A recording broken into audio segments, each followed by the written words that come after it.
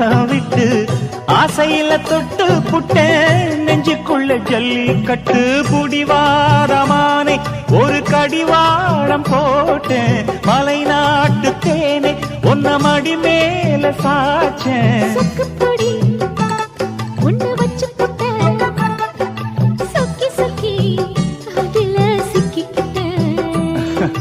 கிச்சிலி சம்பா குத்தி எடுத்தே மொச்ச குழம்பும் வச்சு எடுத்தே ஆமாடி அதுக்காகத்தான்